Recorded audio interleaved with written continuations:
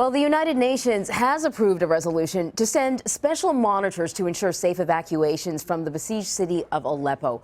Thousands of people are finally getting aid and have been evacuated from the rebel-held area of the city today. Now, this comes after several buses were attacked over the weekend, temporarily stopping evacuations. Civilians have been stranded without food, without water, and medical aid for days. CBS News foreign correspondent Holly Williams is tracking the developments in Syria. She's currently at the Syrian-Turkish border, and she joins me now on the phone. Holly, tell us about the latest in terms of the situation there. Are people getting out? Well, Anne-Marie, the Turkish authorities say that 4,500 people were evacuated from rebel-held Aleppo today. That's that tiny sliver of land, about 2 square miles, the only territory that the rebels still control in Aleppo. The rest of the city is still under the control of the regime. But just a short while ago, I actually crossed over the border into Syria. And Turkish officials wanted to show us 2 camps that they are building just a few miles into Syria to accommodate some of those evacuees that have come out over the last few days from rebel-held Aleppo. We saw 2 camps. We saw bulldozers working there to level the land. We saw some tents being erected.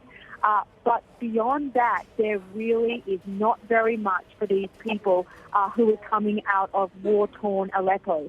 One of the camps already houses 200 or 300 families, most of them also from Aleppo province. We spoke to one man who said that his house was flattened 4 years ago. He's been living in that camp for a year. They complain that they don't have enough food, they don't have enough fuel to cook with. He said that his children are not in school. He said that his 10-year-old daughter is illiterate. And he also complained that they just have 1 toilet for 200 people. However, beyond all of that, those 2 camps, very desolate, nothing really there for these evacuees from Aleppo. But there is one thing to recommend those 2 places, and it's this. At the moment, they're not being bombed. Yeah, indeed. This ceasefire has been on again, off again. I mean, almost sort of hourly at times it's been changing. But if these people can actually get on these buses and get out of town, what are conditions like? We saw how some of the buses were blown up before they could even reach any of these civilians. And we're talking about people who have not had good food, have not had access to medical care. I mean, what is the journey out of Aleppo like? Well, these people are desperate to get out because they've been besieged, whether they are in rebel-controlled Aleppo and they've been besieged by the Syrian regime, or whether they are in pro-government villages. People are being evacuated from 2 pro-government villages today, and they have been besieged by rebel forces. They're desperate to leave because they don't have enough food, because they don't have access to medical care. But even on their way out, there is the constant threat of violence. So on Sunday, several buses were burned by one particular rebel group, and those buses were supposed to ferry people out of pro-government villages.